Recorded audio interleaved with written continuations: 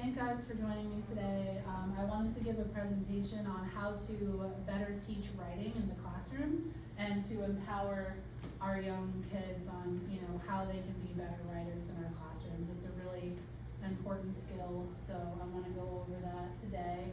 In front of you guys, you have a worksheet. I just gave you some notes so you could better follow along on my points. I'm going to go over 5 strategies that can be used in the classroom to teach writing. Whether you're a new teacher or a veteran teacher, you can always fall back on these and use them to help you.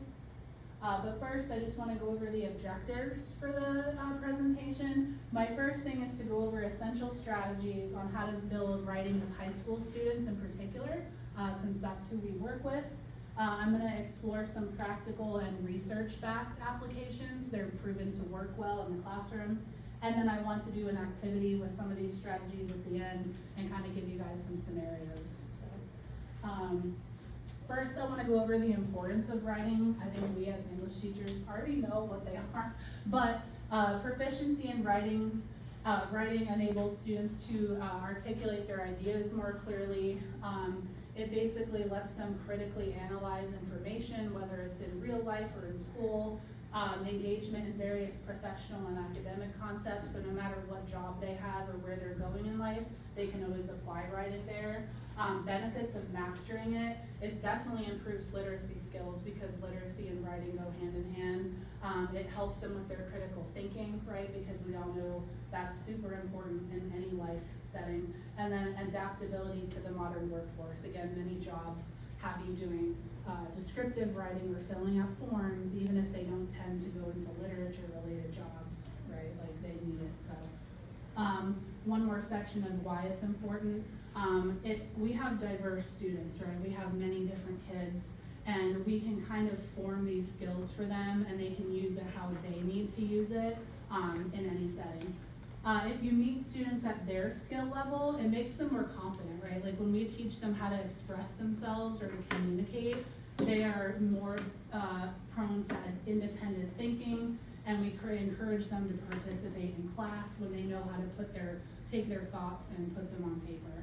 And then research also supports that there are many benefits. It helps them with their overall academic performance in general when we're teaching them to have better writing skills. So this translates to any subject, right? Like we have history, science, anything that they need writing in, right? It helps them with that. And then overall long-term success is supported by research when we teach them writing, so that helps with all that.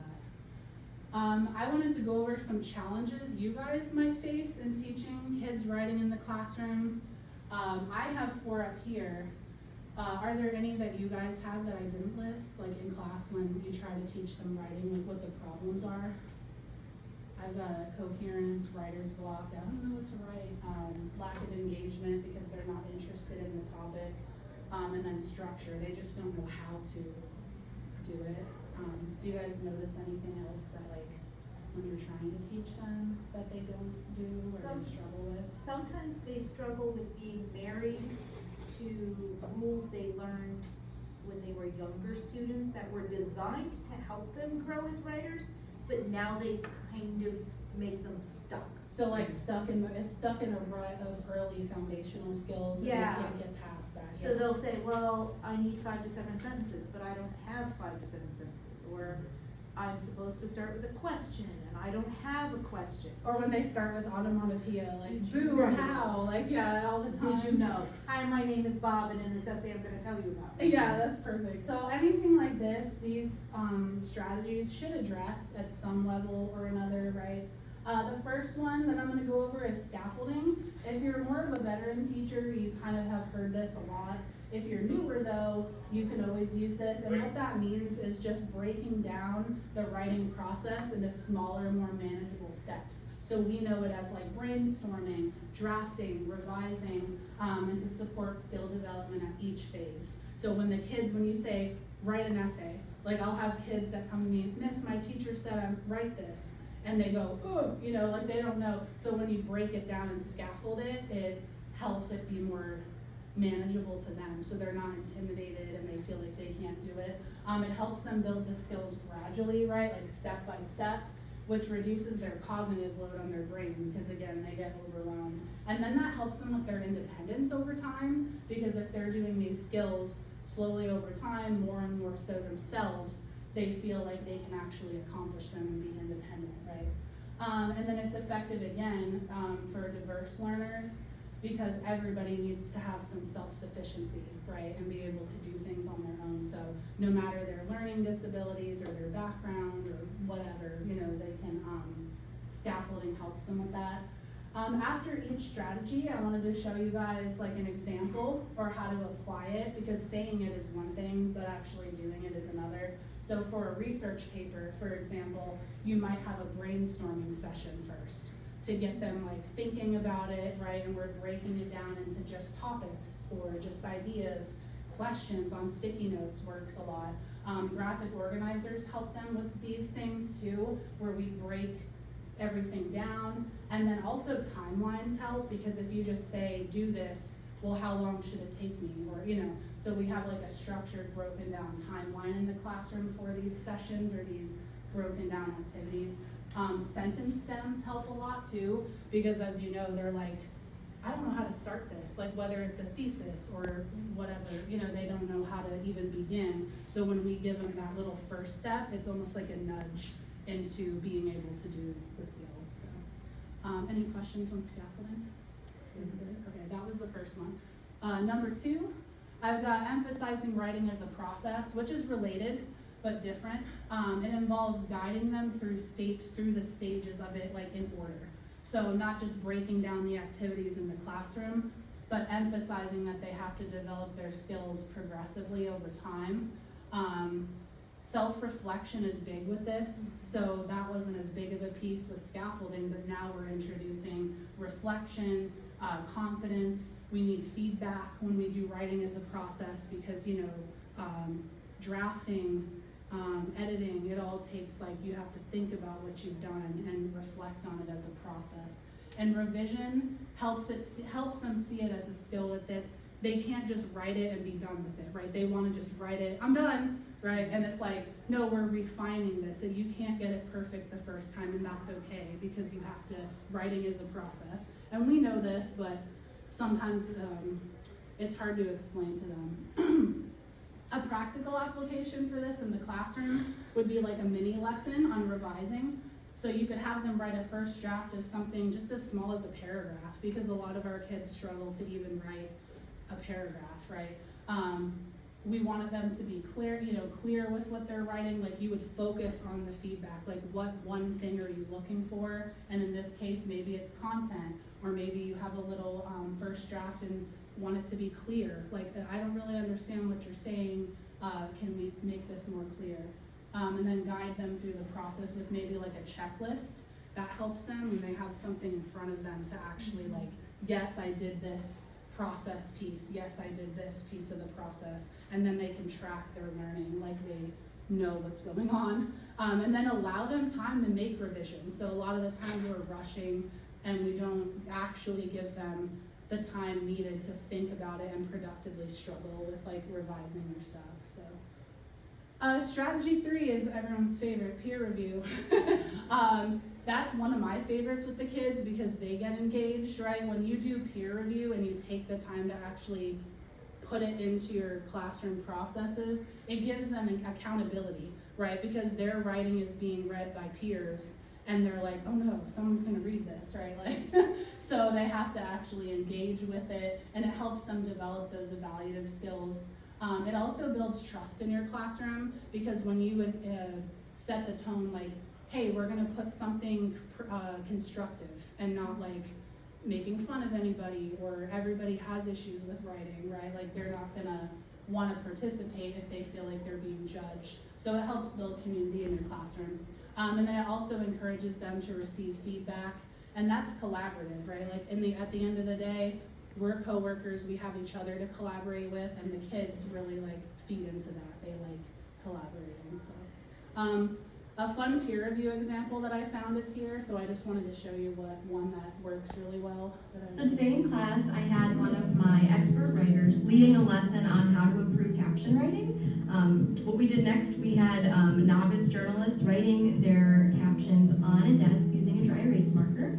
And once they composed their sentence, they walked around the room, kind of like a gallery walk, and they composed potential revisions right on the desk for their classmates. And then after that, they went back to their own caption. They reviewed some of the suggestions for revisions, and then they revised their captions. You're writing your raw caption part A. You're not yet fixing it. We're going to go around, read each other's, and then help each other fix the caption. So group, I'd like to see specific suggestions, like not just don't start with junior. I'd like to see a way you think they can start this caption. This activity was worthwhile because it provided students with a chance to share their writing with a large group. It provided students with a chance to collaborate on multiple different pieces at one time, getting them out of their seats, allowing them to revise, and showing them that revision is the most important part of the writing process. Go ahead and find your way. So essentially, I just thought that was really cool because they're really engaged with the markers, and it's like a gallery walk, but they get to all walk around and each revise things, and you, at the end of the lesson, you'll see a completely peer-edited, you know, whatever, whether it was a sentence or, like she said, a caption. You could use it with anything, really. And that's kind of like writing circles too. That's another example. It's basically where they're in a small group and they collaborate and, you know, revise and give feedback on each person's writing in the group. So it definitely contributes to a positive classroom environment too, which helps us with classroom management at the same time. Number 4 is our second to last one. This was one of my favorites, is mentor texts.